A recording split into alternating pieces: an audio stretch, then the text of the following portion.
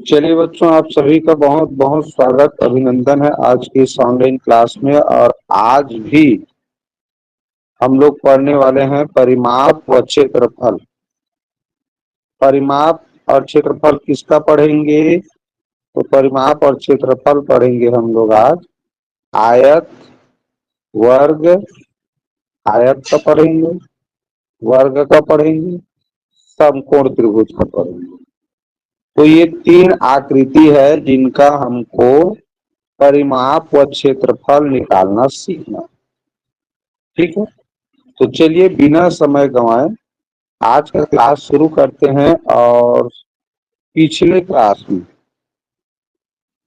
Class में हमने क्या क्या पढ़ा था पता है आप लोगों को? कि हमने पढ़ा था आयत, आयत का परिमाप का सूत्र निकालना, आयत के परिमाप का सूत्र। तो बताओ, तो आयत के परिमाप का सूत्र में क्या सिखाया था, या आयत के परिमाप का परिभाषा बोलो। आयत का परिमाप उसके लंबाई और चौड़ाई के योगफल का दुगुना होता है। बहुत बढ़िया, बहुत बढ़िया। आयत का परिमाप उसके लंबाई और चौड़ाई के योगफल का दुगुना होता है, ये लिखवाया था। यानी कि दो गुणित, कोष्टक में कहें तो लंबाई और धन चौड़ाई, ये आयत के परिमाप का सूत्र है, जिसमें आड़ी भुजा को हम लोग बोलते हैं लंबाई और खड़ी भुजा को बोलते हैं चौड़ाई। और आयत की विषय ये बताया था कि विपरीत भुजाएं या सम्मुख भुजाएं कहें, या एक दूसरे के आमने सामने की भुजाएं हमेशा बराबर होती हैं। तो ऊपर का लंबाई यानी आड़ी भुजा, यानी दोनों आड़ी भुजा की जो माप है वो आपस में बराबर होगा, और दोनों खड़ी भुजा की माप भी आपस में बराबर होता है। इसका एक और सूत्र याद रखना बच्चों, जो बहुत ही जरूरी है। एक तो होता है दो लंबाई धन दो चौड़ाई, ये सूत्र है, जस्ट ऊपर में इसको बताया। ठीक है, तो ये सूत्र भी आप लोगों को याद रखना है। आयत के परिमाप का दो सूत्र याद रखेंगे। पहला, उसके लंबाई और चौड़ाई के योगफल का दोगुना होता है। दूसरा, आयत का परिमाप लंबाई के दो गुने और चौड़ाई के दो गुने के योगफल के बराबर होता है। क्या होता है, एक बार फिर से बोल रहा हूं, आयत की एक और परिभाषा आयत के परिमाप का, कि किसी भी आयत की लंबाई का दो गुना और उसके चौड़ाई का दो गुना का योगफल उसका। ठीक, अब जानते हैं इस संबंधित एक सवाल। देखो, मान लो लंबाई बच्चों, लंबाई है 10 सेंटीमीटर। क्या है? 10 सेंटीमीटर। और चौड़ाई है 5 सेंटीमीटर। तो ये सूत्र में करोगे ना, तो सीधा सीधा पहले क्या करो, आयत का जब भी प्रश्न बनाओगे तो ऐसे आयत का चित्र बना ले। अब लंबाई 10 सेंटीमीटर लिखा है, तो लंबाई हमारे पास लंबाई वाला भुजा दो ठो है, तो दोनों में 10-10 लिखना है। अनेक ठो दिया है, लेकिन लंबाई वाला भुजा दो ठो है, लंबाई लिखा है, इसका मतलब आड़ी भुजा, तो आड़ी भुजा दो है तो दोनों 10-10। चौड़ाई 5 सेंटीमीटर मतलब खड़ी भुजा, तो खड़ी भुजा एक ही थोड़ी है, खड़ी भुजा दो ठो है, आमने सामने बराबर है, तो एक का दिया है तो दूसरा ऐसे नहीं जान दे। अब बिना सूत्र के ऐसे निकाल सकते हो। परिमाप माने क्या होता है? चारों भुजाओं के माप का योगफल। तो हम इसको दो तरीका से जोड़ सकते हैं ना, लंबाई लंबाई को पहले जोड़ दिए तो 20 हो गया, चौड़ाई चौड़ाई को फिर जोड़ लिए तो कितना हो गया? 10 हो गया। अब 10 और 20 को जोड़े तो कितना हो गया? 30 हो गया। तो इस सूत्र में हम यहाँ पर हम क्या कर रहे हैं, पहले लंबाई को दो गुना कर दिए। भाई 10 10 को जोड़ दिए, इसका मतलब क्या है, लंबाई को दोगुना कर दिए, यानी 10 दूनी 20 कर दिए ऐसे। फिर चौड़ाई को दोगुना कर दिए, यानी कि 5 दूनी 10 कर दिए ऐसे। अब फिर इसी 10 और 5 को जोड़ दिए। तो ये इस सूत्र से किए। तो आप लोगों को सूत्र को समझना है, रटना नहीं है। हम ऐसा क्यों कर रहे हैं, समान है इसलिए लंबाई वाला को पहले जोड़ दिए। तो ये 2 गुणित लंबाई की, उसका मतलब वही है 10 10 20, यानी 10 दूनी 20 हो गया। और चौड़ाई 2 बार है तो चौड़ाई 2 बार है तो चौड़ाई को 2 से गुणा कर दिया और सबको जोड़ दिए तो चारों भुजा का मान हो गया। 2 तो लंबाई है 2 तो चौड़ाई है। और कुल आयत के परिमाप में 4 भुजा है तो चारों भुजा का माप ही पर, चारों भुजा का योग ही क्या कहलाता है, परिमाप। ठीक, तो इस तरह से इसका जो परिमाप है वो 30 सेंटीमीटर मिल जाता है। तो ये दूसरा सूत्र भी आप लोगों को याद है। ठीक है, चलिए अगले पेज में आते हैं। अब अगले पेज में हम बताएंगे बच्चों क्षेत्रफल। क्या जानना है, आयत का क्षेत्रफल। तो आयत का क्षेत्रफल क्या होता है, कोई जानते हो तो बता दो।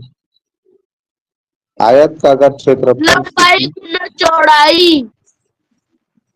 ठीक, आयत क्षेत्रफल होता है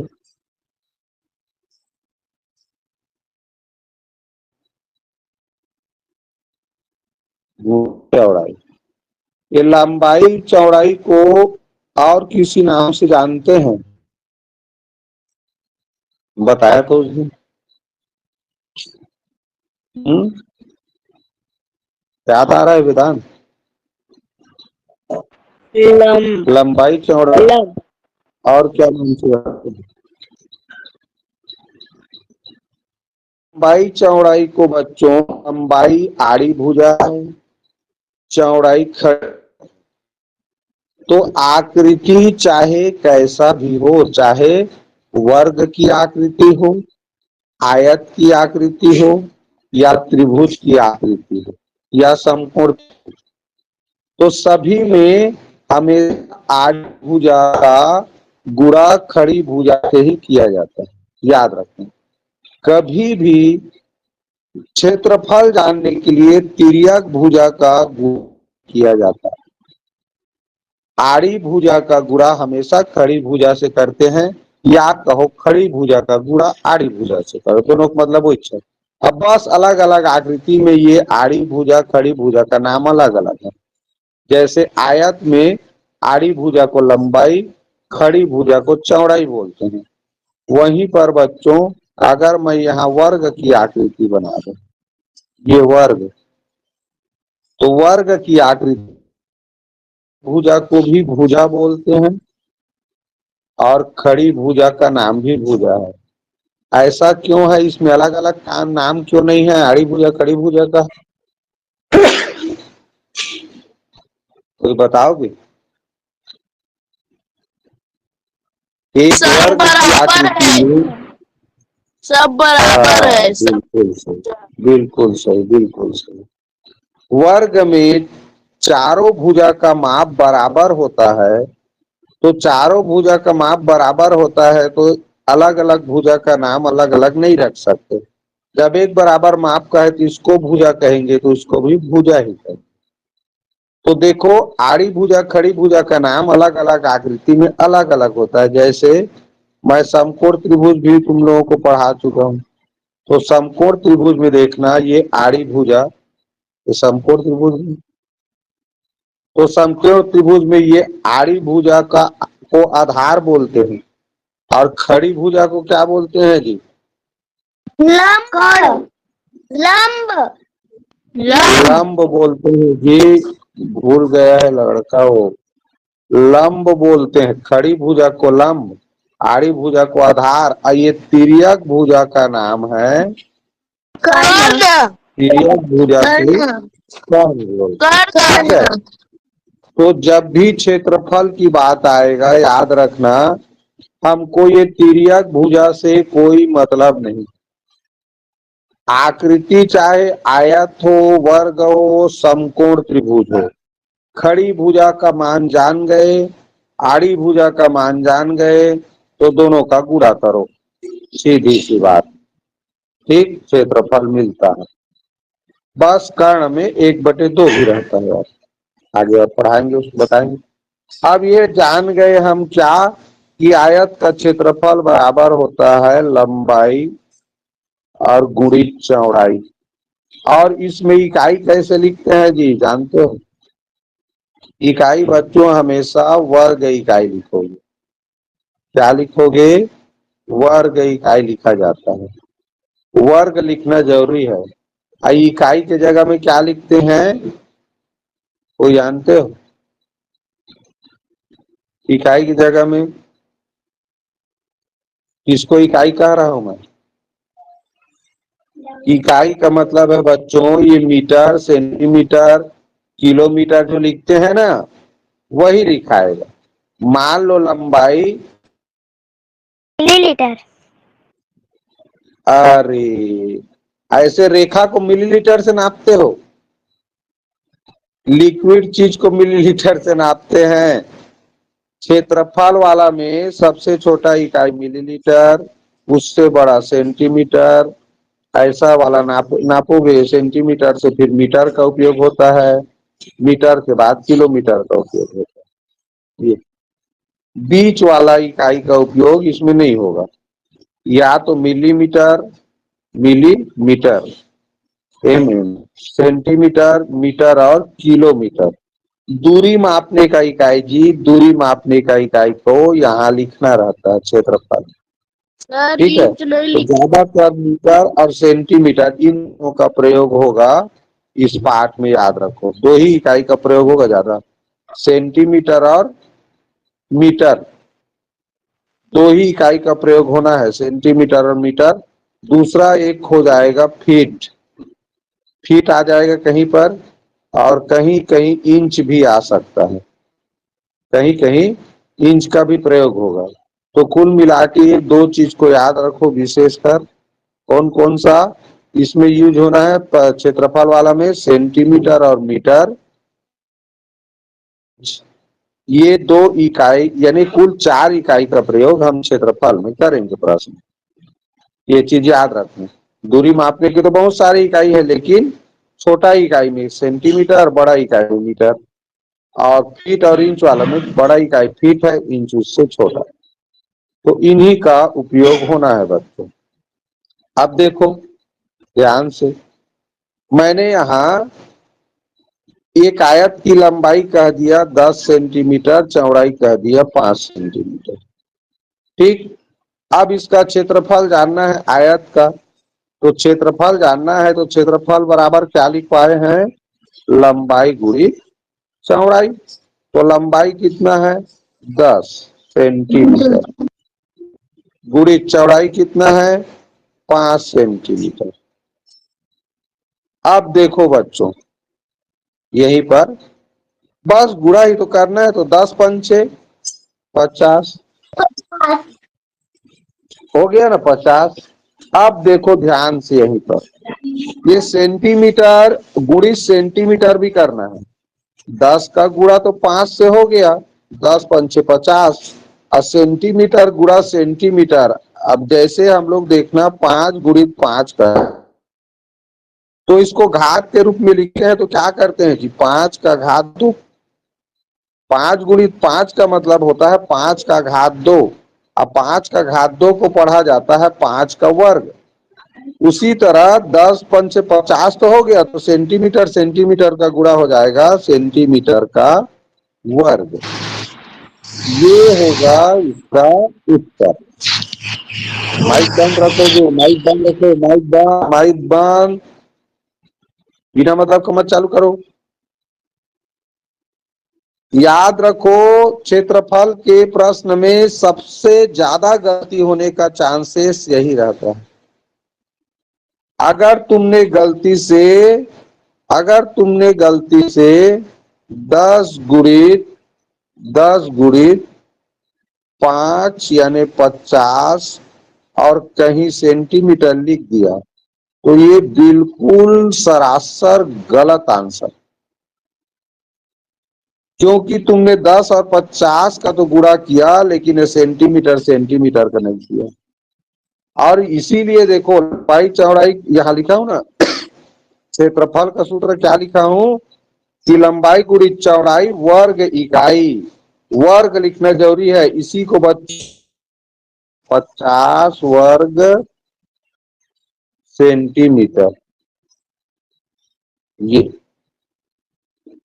ठीक है। 50 वर्ग सेंटीमीटर को हम दो तरीके से लिख सकते हैं, यहां मैं और अच्छे से बता देता हूं हिंदी में। जैसे 50 सेंटीमीटर हिंदी में जैसे ऐसे लिखे तो इसका वर्ग कर सकते हैं, या इसी को लिख सकते हैं 50 वर्ग सेंटीमीटर। ये तो इसको लिखने के कुल दो तरीके हैं, ये याद रखना।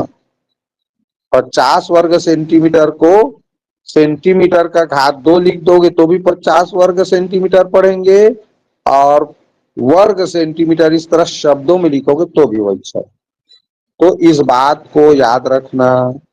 तो इस तरह क्षेत्रफल आयत का क्षेत्रफल हो गया। अब आयत के क्षेत्रफल में बच्चों मान लो कोई एक भुजा का मान ज्ञात नहीं है, एक भुजा का मान ज्ञात नहीं है, जैसे ये अभी जैसे कि ये 10 सेंटीमीटर, अब ये चौड़ाई हमको पता नहीं है, ठीक है, तो यह लेकिन परिमाप पता है, ऐसा दिया है। परिमाप नहीं करते हैं, क्षेत्रफल करते हैं। क्या पता रहेगा? क्षेत्रफल। तो क्षेत्रफल मान लो है 70 वर्ग सेंटीमीटर। तो कैसे जानेंगे? अगर जो बच्चे जानते हो वो कमेंट कर दो, चौड़ाई का मान कितना होगा। अभी सूत्र बताए हैं 7 सेंटीमीटर। 7 7 सेंटीमीटर। 7 से भी। तो 7 सेंटीमीटर तुम लोगों ने क्या किया बताओ जी? 10 गुणी 7 करने से 70 आता है, इसलिए 7। 10 से गुणी 70 को करने की, भागिए, 10 से 70 को भाग करेंगे सर। ठीक ठीक ठीक। देखो भाई हमने बताया था आयत का क्षेत्रफल बराबर लंबाई गुणी चौड़ाई। स्वाभाविक सी बात है, अगर क्षेत्रफल हमको पहले से पता है 70 वर्ग सेंटीमीटर, 70 वर्ग सेंटीमीटर, ठीक है। अब लंबाई पता है 10 सेंटीमीटर, लेकिन चौड़ाई हमको पता नहीं है। तो भाई जिसका मान जानना रहता है उसको छोड़ के उसके साथ जो भी रहता है उसको क्या करते हैं जी? पक्षांतर करते हैं। तो एक गुणा वाला इधर आके हो जाता है भाग 10 सेंटीमीटर। तो ये वर्ग सेंटीमीटर का मतलब है यहाँ सेंटीमीटर गुणी सेंटीमीटर है, तो इसका 1 सेंटीमीटर नीचे 1 सेंटीमीटर से कट जाता है। अब 1 शून्य कट गया, ऊपर केवल क्या बचा? 7। तो इस तरह 7 सेंटीमीटर आ गया चौड़ाई। ठीक, मतलब क्या समझे कि अगर क्षेत्रफल पता है तो लंबाई से भाग करने पर चौड़ाई मिल जाता है, और चौड़ाई से भाग करो तो लंबाई मिल जाता है। देख लो जैसे ये सब सर मैं दूसर की हूँ। हाँ, यही एक तो तरीका है बच्चों सबसे अच्छा। अगर क्षेत्रफल पता है तो देखो मैं लंबाई से भाग कर रहा हूं 10 से, तो 7 मिल गया, यानी चौड़ाई। यहीं पर इस क्षेत्रफल को 70 को चौड़ाई तो 7 से भाग करो, देखो लंबाई मिल जाता है। ठीक, क्योंकि भाई लंबाई गुणी चौड़ाई बराबर क्षेत्रफल है, तो लंबाई से भाग करोगे तो चौड़ाई मिलेगा, क्षेत्रफल को चौड़ाई से भाग करोगे तो लंबाई मिलेगा, ये चीज याद रखो बस, और कुछ नहीं। सूत्र उत्र भाड़ में जाए, सूत्र उत्र याद रखने की जरूरत नहीं है, सूत्र शुरू में समझना बस है। ठीक है जी, सूत्र को समझना बस है। मुझे ये बताओ तुम लोग, अगर मैं कहूं कि भाग के प्रश्न में जो सूत्र आता है ना, भाग के प्रश्न में, जैसे भाज्य, भाज्य बराबर होता है एक सूत्र, भाजक गुणित भागफल, शेष फल नहीं है तो इतना ही होता है। तो ये बताओ क्षेत्रफल को इसमें से क्या बोलेंगे, ये तीनों में से क्या कहेंगे उसको? क्षेत्रफल लंबाई गुणित चौड़ाई, तो क्षेत्रफल क्या है? भाज्य। बहुत बढ़िया, क्षेत्रफल वास्तव में भाज्य है। गुणित चौड़ाई को कुछ भी कह सकते हो, लंबाई भाजक को अगर लंबाई कहोगे तो फिर जो चौड़ाई होगा वो भागफल होगा, इसको आगे पीछे कर सकते हो। अगर चौड़ाई को भाजक मानोगे यानी चौड़ाई से भाग करोगे तो भागफल क्या मिलेगा? लंबाई मिलेगा। यही चीज मैं तुम लोगों को अभी कह रहा था कि अगर लंबाई से भाग करोगे तो भागफल चौड़ाई मिलेगा जी, और चौड़ाई को भाजक मानोगे तो भागफल लंबाई मिलेगा। तो वो सूत्र से ज्यादा दिमाग में समझे रहो कि वास्तव में ये लंबाई चौड़ाई क्या है? भाजक भागफल है। अभाजक भागफल का गुणा करने से क्या मिलता है? भाज्य मिलता है। अभाज्य क्या है? क्षेत्रफल। ठीक, तो ये सिंपल सा सिद्धांत है क्षेत्रफल वाला। चलिए अब इसी में आते हैं, अरे इसी में अब समझाता हूं तुम लोगों को विकर्ण वाला, क्योंकि पार से पहले जितना चीज समझना है ना समझ लिए रहते हैं। बच्चों ये एक आयत है, क्षेत्रफल का तो समझ गए।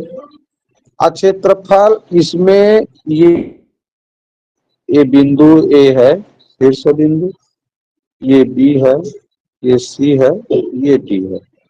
तो ए से ये सी को मिलाने वाली रेखा, इस रेखा का नाम है, देखो किसी भी आयत में कुल 2 विकर्ण होते हैं, इसी रेखा को बोलते हैं बच्चों, ये ए से सी भुजा कहलाएगा विकर्ण। तो एक आयत में ये बी डी, दूसरा बी से डी वाला भुजा कहलाएगा विकर्ण। तो एक आयत में कुल 2 विकर्ण होते हैं, याद रखो। एक आयत में कुल 2 विकर्ण होते हैं। ये सम्मुख कोण को मिलाने वाली जो बिंदु, सम्मुख बिंदु कोण को मिलाने वाली जो रेखा होता है वही क्या कहलाता है? विकर्ण। ये कोण का सम्मुख कोण ये है, सामने का कोण भी, ये कोण का सम्मुख कोण ये है।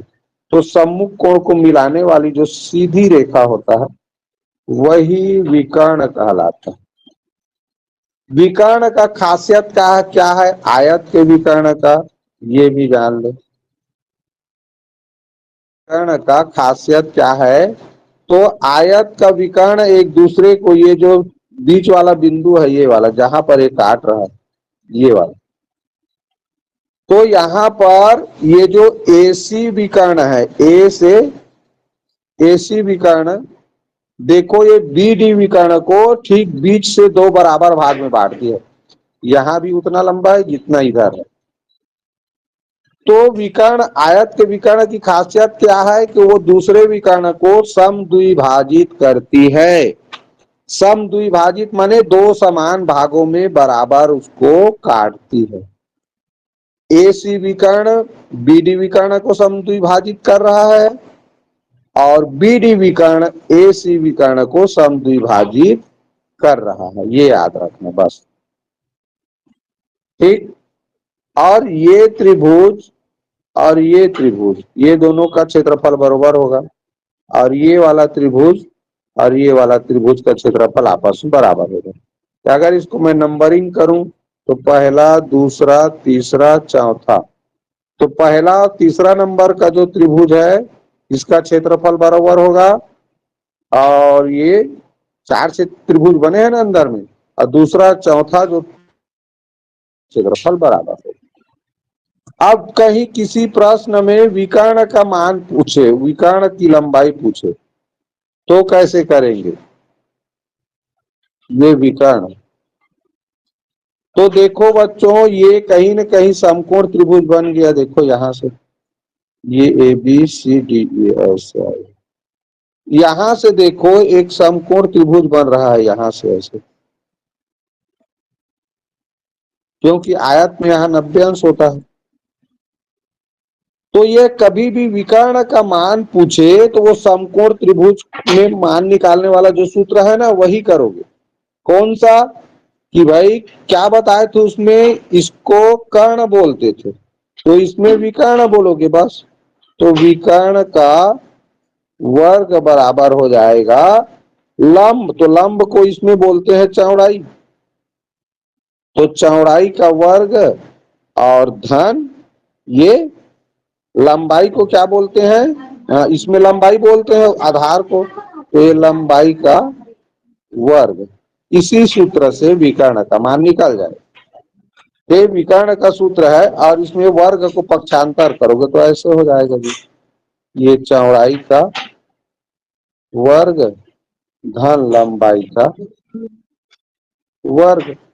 इसी सूत्र से विकर्ण का मान ज्ञान कर सकते हो।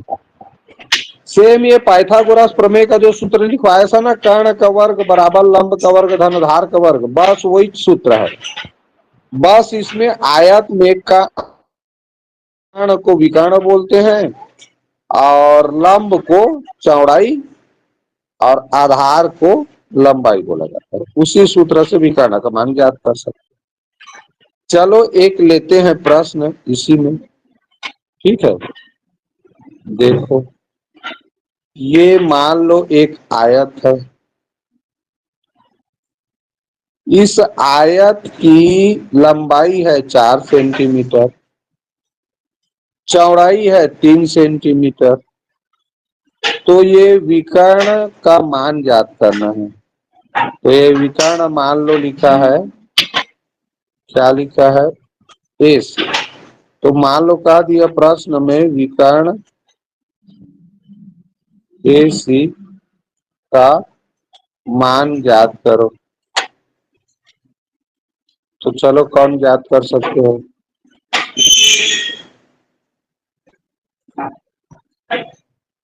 अभी जो सूत्र बताए उससे कोई कर सकते हो? कर रहे हो जी? फिर मैं बताऊंगा। 25 सेंटीमीटर। कितना आया? 25 सेंटीमीटर। 25 नहीं, गड़बड़ कर दिए, देखो अच्छे से।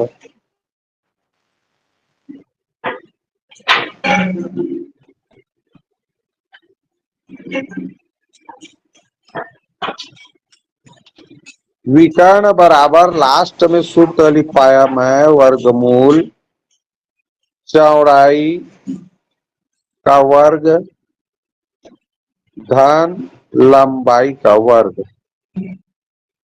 तो चौड़ाई दिया है बच्चों, चौड़ाई दिया है 3 सेंटीमीटर, तो 3 का वर्ग होगा। लंबाई दिया है 4, तो 4 का वर्ग होगा। तो 3 तिया 9, और 4 का वर्ग यानी 4 चौक 16, तो कितना आया? 9 और 16 25। तो ये वर्गमूल 25 तो आया है ना जी, तो वर्गमूल तो निकालोगे ना तभी तो उत्तर आएगा। तो 25 का वर्गमूल 5। तो विकर्ण बराबर क्या मिला हमको? 5 सेंटीमीटर।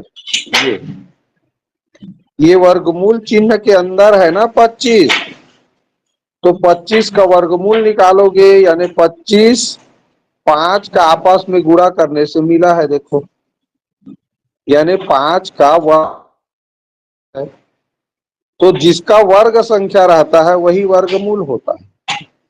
5 का वर्ग 25 है, इसका मतलब 25 का वर्गमूल 5 है। वर्गमूल का मत कैसे जानते हैं? तो ये जो संख्या आएगा वर्गमूल चिन्ह के अंदर में, उसको देखना है कि ये कौन से संख्या का वर्ग संख्या है। इसके लिए मैं बोला हूं तुम लोगों को कि 1 से 30 तक की संख्याओं का वर्ग संख्या याद रखना है सभी बच्चे को। 1 से 30 तक की सभी संख्याओं का वर्ग संख्या याद रहना चाहिए। तो वर्गमूल के अंतर्गत जब भी संख्या देखोगे तो तुरंत जान जाओगे इसका वर्ग संख्या इतना है या इसका वर्ग है, तो वही वर्गमूल हो जाएगा।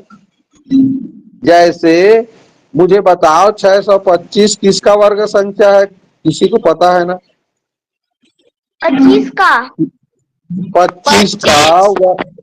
25 का वर्ग संख्या है 625। इसका मतलब हुआ कि कभी भी अगर वर्गमूल में 625 देखोगे वर्गमूल चिन्ह के अंदर, वो ऐसे याद रहेगा तो तुरंत 25 लिख सकते हो। 625 का वर्गमूल को तो ये कब जानोगे?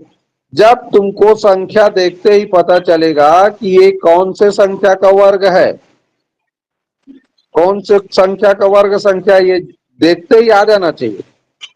तो तुरंत उसका वर्गमूल लिख सकते हो कि वर्गमूल चिन्ह हट जाता है। फिर समझ आया? तो ऐसे विकर्ण ज्ञात करना। ठीक, अब विकर्ण के बाद आते हैं वर्ग में। विकर्ण हो गया। आप वर्ग एक आकृति को देख लेते हैं। ये है वर्ग की आकृति। वर्ग क्या है जानते हो? वर्ग भी बच्चों आयत ही है। तो वर्ग की पहले परिभाषा लिख लेते हैं। वर्ग की परिभाषा, वर्ग की परिभाषा क्या है देखो। ऐसी आयत, ऐसी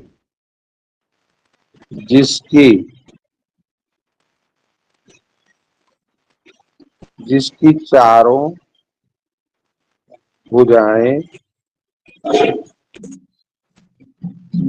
समान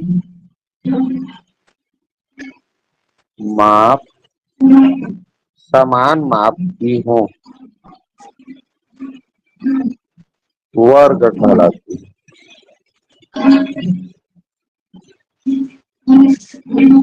वर्ग कहलाती है। अब मुझे बताओ, मैं बताया क्या, ये जो वर्ग होता है ना बच्चों, ये क्या है? वास्तव में आयत ही है।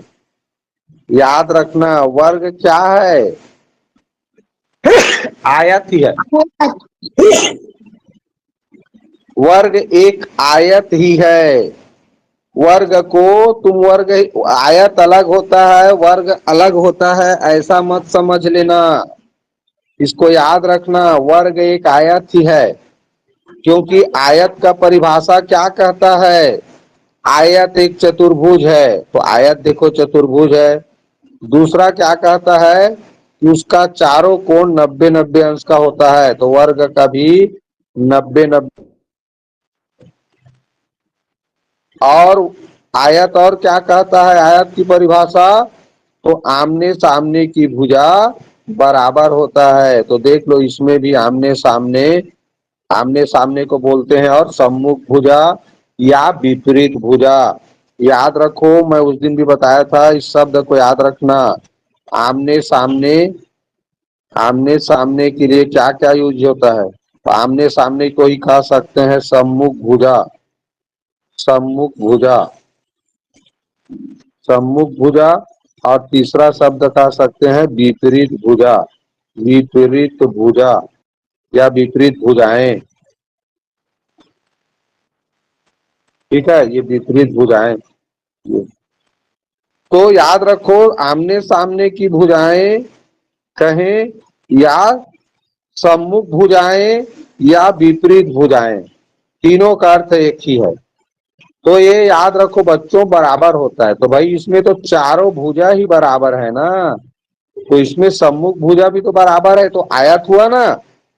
आयत हम किसे कहेंगे? जिसके ऐसा चतुर्भुज होना चाहिए, वो चारों को 90 अंश का होना चाहिए, आमने सामने की भुजा बराबर होना चाहिए। तो आमने सामने की भुजा बराबर है, इसका मतलब वर्ग क्या? आयत ही है। ये बात याद रखनी। इसीलिए परिभाषा में लिखेंगे ऐसी आयत जिसकी चारों भुजाएं समान माप की होती हैं, वर्ग कहलाती हैं। ठीक, ये परिभाषा याद रखो। अब आयत लिखा है, इसीलिए इसमें 90 अंश को अलग से लिखने की जरूरत नहीं है परिभाषा। तो ये हो गया आयत की परिभाषा। अब आयत की परिभाषा के बाद चलिए देखते हैं चलिए वर्ग का परिमाप। तो परिमाप बराबर क्या बताया था जी? परिमाप माने क्या होता है? चारों भुजाओं का योग। चारों भुजाओं का योग। चारों भुजाओं का योग। तो इसमें एक भुजा को बोला जाता है, एक भुजा का नाम क्या है? भुजा। चौड़ाई। इसमें लंबाई चौड़ाई शब्द नहीं है बच्चों, इसमें लंबाई चौड़ाई वो ये आयत का विशेष प्रकार है, वर्ग इसका नाम है। तो वर्ग में सभी भुजा को भुजा ही कहते हैं। तो सोचो चारों भुजा को जोड़ोगे तो क्या करोगे? भुजा धन भुजा, धन भुजा और धन भुजा नहीं हो गया? हो गया। अब मुझे बताओ, ये भुजा धन भुजा 4 बार लिखे हैं, इसको गुणा के रूप में लिखेंगे तो क्या लिखेंगे? ये बताओ। चलो मैं यहाँ लिख रहा हूँ, 3 धन 3 धन 3 धन 3। इसको मुझे गुणा के रूप में बदलना है, क्या लिखूंगा? 3 गुणित 4। 3 गुणित 4, या कह सकता हूँ 4 गुणित 3, दोनों सेम है। तो भुजा धन भुजा 4 बार जोड़ने की बजाय हम इसको क्या लिख सकते हैं? अब बताओ। भुजा गुणा 4 भुजा। 4 गुणित भुजा। हम किसी भी राशि को, किसी भी संख्या को बार बार जोड़ने की बजाय कितना बार जोड़ रहे हैं? तो 4 बार लिखा है भुजा, तो 4 गुणित भुजा लिख देंगे। ये है, देखो यहाँ 3 को 4 बार जोड़ने की बजाय हमने क्या किया? 4 से 3 का गुणा कर दिया। तो ये स्थिति आता है जब भी सूत्र बनाओ, किसी चीज को बार बार जोड़ना है, एक ही चीज को, तो बार बार जोड़ने के बजाय कितना बार लिखे हो उसको? 4 बार लिखे हैं भुजा को, तो 4 के साथ भुजा का गुणा कर दो। ये बन गया हमारा सूत्र, किसका? वर्ग के परिमाप का। समझ आया? भुजा धन भुजा धन भुजा धन भुजा को 4 गुणित भुजा किया, वो समझ में आया जी? गुणा का नियम ही है वो, गुणा का नियम ही है। किसी संख्या को बार बार जोड़ने के बजाय जितना बार लिखे हैं उससे गुणा कर देते हैं। अब मान लो बच्चों, ये भुजा का मान मुझे जानना है, परिमाप मुझे पहले से पता है, तो क्या करेंगे? वर्ग का परिमाप को 4 से भाग करेंगे। देखो ध्यान दो इधर, भुजा जानना है तो ये 4 गुणा लिखा है, उसको पक्षांतर करेंगे ना जी, तभी तो भुजा का मान मिलेगा।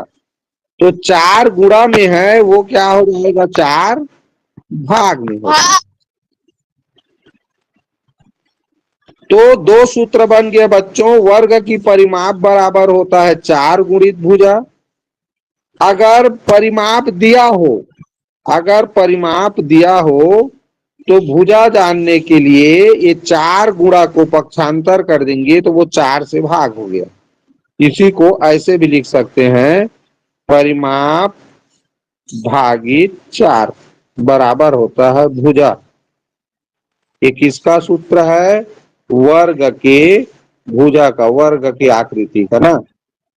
ठीक, तो ये भुजा ज्ञात करने का सूत्र है। अब इसी में मान लो तुम लोगों को एक प्रश्न दे रहे हैं। ये एक वर्गाकार आकृति है, इसकी भुजा है 8 सेंटीमीटर। आप इस वर्ग का परिमाप बताओ। ए बी सी डी, चलो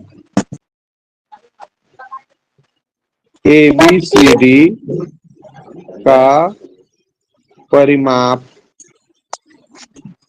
बताओ। 32 32 कमेंट करो, मैं देखता हूँ। 32 के आगे कुछ लिखना है कि नहीं लिखना है? 32 ही रहेगा कि इसके आगे पीछे कुछ रहेगा? 32 सेंटीमीटर 32 सेंटीमीटर 32 सेंटीमीटर।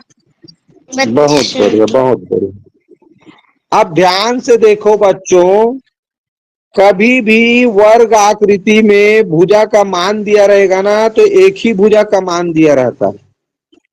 क्यों दिया रहता है? क्योंकि सभी भुजा का मान तो बराबर होता है, तो और बाकी भुजा का मान लिखने की जरूरत ही नहीं रहता। अगर तुम परिमाप को समझे हो तो परिमाप यानी सभी भुजाओं के माप का योग। तो एक भुजा 8 है तो चारों भुजा 8-8 सेंटीमीटर होगा, और चारों भुजा 8-8 सेंटीमीटर होगा। इसका मतलब क्या है कि इस तरह से परिमाप बराबर हो गया, परिमाप बराबर 8 सेंटीमीटर धन 8 सेंटीमीटर धन 8 सेंटीमीटर धन, ऐसे हो गया। अब चूंकि 8 को 4 बार जोड़ने की बजाय हम सीधा 4 का 8 से गुणा भी कर सकते हैं, तो इस तरह हो गया 8 चौक 32 सेंटीमीटर आंसर। ठीक, तो ये सूत्र समझने के लिए तो शुरू में जानना जरूरी है। ठीक है, बाकी हमको अगर पता चल, हम परिमाप का अर्थ जानते हैं और वर्ग में चारों भुजा समान होता है करके जानते हैं, तो केवल एक भुजा का जैसे ही मान देखेंगे कि हाँ इस वर्ग में एक भुजा 8 है, तो तुरंत भाई 8 8 16 8 3 16 8 3 24 8 चौक 32 8 चौक 32 सेंटीमीटर होगा। क्लियर है? अब इसी में मान लो, इसी में मान लो हमको पता है परिमाप। अब ये एक क्या है? वर्ग की आकृति है। इस वर्ग की आकृति का परिमाप है बच्चों, परिमाप है 48 सेंटीमीटर। तो चलो भुजा का मान कितना होगा बताओ। 12 आप लोग ये बताओ बच्चों, मुझे ये बताओ क्या किया तुम लोगों ने? को 4 से भाग किया तो 12 आया। हाँ, कई लोग 39 को 12 से भाग के बोल रहे थे। अब भैया वर्ग देखो, तुम लोगों को क्या लिखवाया हूँ मैं? परिमाप बराबर वर्ग की परिमाप बराबर 4 गुणित भुजा होता है करके लिखवाया हूँ। अब तुमको परिमाप पता है ये 48 सेंटीमीटर, और क्या जानना है? भुजा। परिमाप दिया हो, भुजा जानना हो, तो देखो परिमाप का सूत्र है 4 गुणित भुजा, तो ये 4 को ही पक्षांतर कर देते हैं। परिमाप है क्या है? चारों भुजाओं का योग है। तो 4 से 4 भाग कर दोगे तो एक भाग मिल जाएगा, और क्या है? एक भाग भुजा है, सिंपल सा। तो ये है, अगर किसी वर्ग का परिमाप दिया हो तो भुजा ज्ञात कर सकते हो। अब भुजा दिया है तो 4 से गुणा करके परिमाप ज्ञात कर सकते। ठीक, अब इसका एक सूत्र और बच गया। इधर देखो ये वर्ग है, अब ये वर्ग का विकर्ण है। तो वर्ग के विकर्ण का सूत्र क्या होता है ये जानो, इसको याद रखना। वर्ग के विकर्ण तो वर्ग के विकर्ण बराबर होता है बच्चों भुजा, रख लेना, भुजा गुणित वर्गमूल 2। इसको अलग से याद रख लेना, वर्ग के विकर्ण का सूत्र होता है भुजा गुणित वर्गमूल 2। अब क्यों होता है ऐसा, क्यों सूत्र खाली लिख पा रहा हूं देख। विकर्ण का मान जानने का क्या सूत्र है बताया था मैं, पाइथागोरस प्रमेय का सूत्र।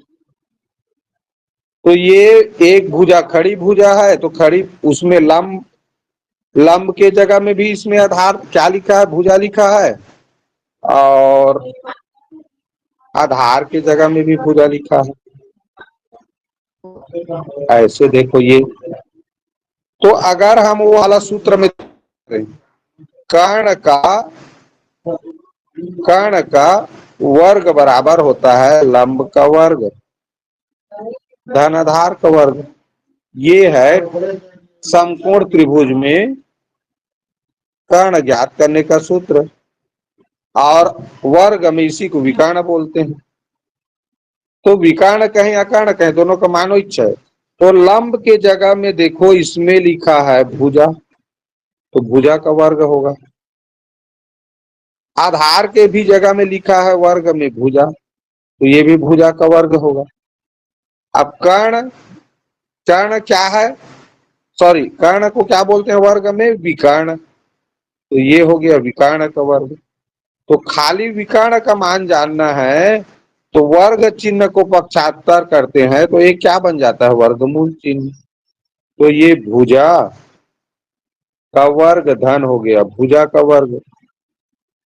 ये अब भुजा का वर्ग हो गया, तो इसको कैसे लिखेंगे, एक भुजा का वर्ग धन एक भुजा का वर्ग, तो ये हो जाएगा वर्गमूल 2 भुजा का वर्ग। ऐसे आप देखो किसी भी राशि या संख्या के ऊपर वर्ग चिन्ह हो, तो वर्ग चिन्ह हटा देने पर उसके ऊपर से वर्गमूल चिन्ह गायब हो जाता है। तो भुजा में देखो वर्ग का ये चिन्ह है, तो ये गायब कर दिए तो इसके ऊपर से वर्गमूल चिन्ह हट गया। अब 2 का वर्गमूल चिन्ह, वर्गमूल नहीं निकाल सकते, तो ये वर्गमूल के अंदर ही रहेगा 2। तो इस तरह से बना है बच्चों ये सूत्र। पहले मैं तुम लोगों को लिख लेना करके बताया हूं ये। अब ये उसका ये व्याख्या है, समझो ऐसी व्युत्पत्ति हुआ है इसका। ठीक, क्योंकि लंब और आधार दोनों भुजा है, तो इस तरह हल करते जाएंगे तो भुजा का वर्ग धन भुजा का वर्ग, 2 भुजा का वर्ग हो गया, इसलिए 2 भुजा का वर्ग। वर्गमूल चिन्ह के अंदर किसी संख्या या राशि के का वर्ग हो, तो वर्ग चिन्ह हटाने से उसके ऊपर से वर्गमूल चिन्ह हट जाता है, इसलिए भुजा अलग हो गया और गुणित वर्गमूल 2। तो यही है वर्ग के विकर्ण का सूत्र। इसको याद रखना, प्रश्न बनाते समय ये काम आएगा। ठीक, अब आते हैं वर्ग का क्षेत्रफल। वर्ग का क्षेत्रफल इतना जान लेंगे, उस बाद फिर प्रश्न उत्तर आएंगे।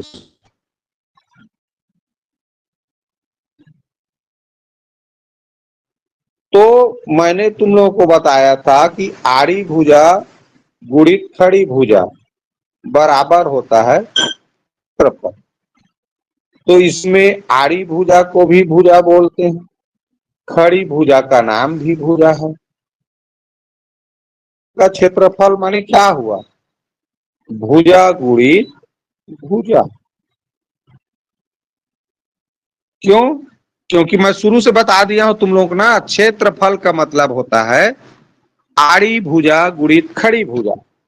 तो वर्ग में आड़ी भुजा का नाम भी भुजा है, खड़ी भुजा का नाम भी भुजा है, इसलिए भुजा गुणित भुजा होगा। और भुजा गुणित भुजा को अगर घात के रूप में लिखें तो क्या लिखेंगे, चलो हिमांशी बताओ। भुजा का वर्ग। बिल्कुल सही जवाब है, बहुत अच्छा जवाब दिया। भुजा का वर्ग लिखेंगे। कोई भी संख्या हो, जैसे 5 गुणित 5 है, इसको घात के रूप में लिखना है ना, तो 5 का घात 2, क्योंकि हमने 5 को 2 बार लिख के गुणा किया। यही मान लो 5 गुणित 5 गुणित 5 रहता, तो यहाँ पर 5 को हमने 3 बार लिखा है गुणा कर, तो 5 का घात। तो घात के रूप में लिखने का नियम है, किसी संख्या को कितना बार आपस में गुणा किया गया। अगर यही मान लो 6 गुणित 6 गुणित 6 गुणित 6, तो 6 को हमने 4 बार लिखा है गुणा के रूप में। तो ऐसे कंडीशन में इसको अगर घात के रूप में लिखना हो तो क्या हो जाएगा? 6 का घात 4। 6 का घात 4, बिल्कुल सही जवाब ये है। तो बस ये हो गया बच्चों हमारा वर्ग का क्षेत्रफल का सूत्र। क्या? भुजा का वर्ग। अब मान लो तुमको क्षेत्रफल दिया हो, अब भुजा का मान जानना हो। क्षेत्रफल दिया है और क्षेत्रफल बराबर लिखे हो तुम भुजा का वर्ग, और भुजा का मान जानना करेंगे, बताओ। ये भुजा का मान जानना है इधर, तो क्या करेंगे? सिंपल सा है जी, जब भी किसी का मान जानते हैं तो उसके साथ क्या है उसको पक्षांतर करेंगे। तो भुजा के साथ क्या है, देखो क्या है? वर्ग है। भुजा का वर्ग। भुजा के साथ वर्ग है, तो वर्ग को पक्षांतर कर देंगे तो वो वर्गमूल बन जाता है। इसका मतलब भुजा का मान जानना है तो क्षेत्रफल का वर्गमूल निकालना पड़ेगा। भाई ये वर्ग चिन्ह को पक्षांतर करोगे, भुजा का मान जानना है तो भुजा के साथ और कुछ नहीं रखना है। तो यहाँ पर क्षेत्रफल बराबर लिखे हैं भुजा का वर्ग, और हमको क्षेत्रफल पता है, तो ये वर्ग को पक्षांतर करेंगे तो वो वर्गमूल चिन्ह बन जाता है। तो इस तरह क्षेत्रफल का वर्गमूल निकाल दोगे तो भुजा का मान निकल जाएगा। उदाहरण के लिए बच्चों, जैसे मान लो पहले क्षेत्रफल का सोचें, तो एक भुजा का मान मान लो 20 सेंटीमीटर है, तो इसका क्षेत्रफल कितना होगा बताओ? 80 सेंटीमीटर। हाँ? 80 सेंटीमीटर। क्षेत्रफल बराबर, क्षेत्रफल का सूत्र क्या लिखा है देखो तो सामने में। 400। हाँ, अरे भैया, भुजा का क्षेत्रफल बराबर लिखा है भुजा गुणित भुजा, या कहें भुजा का वर्ग।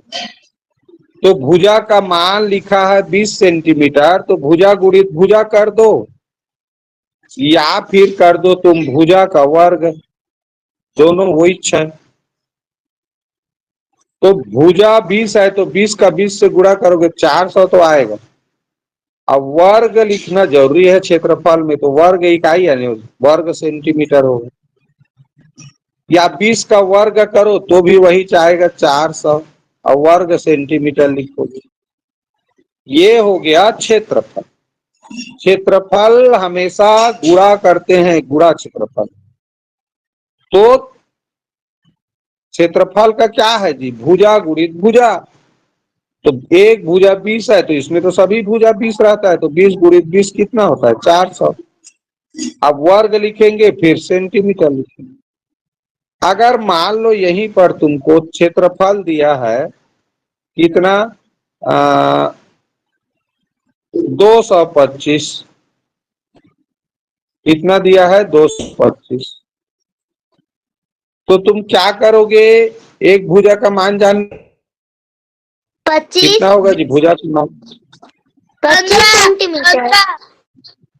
15 15 सेंटीमीटर होगा जी, क्योंकि 225 मूल निकालना है। देखो क्षेत्रफल, भुजा का मान जानना है तो क्षेत्रफल का वर्गमूल निकालते हैं। यहाँ तो सूत्र लिख पाया हूं ये, भुजा का मान जानना है तो क्षेत्रफल का वर्गमूल।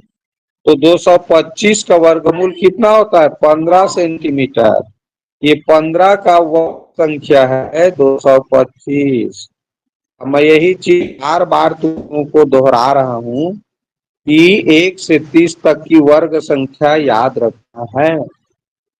अब 15 का वर्ग होता है 225 और हिमांशी 25 का वर्ग संख्या होता है 625।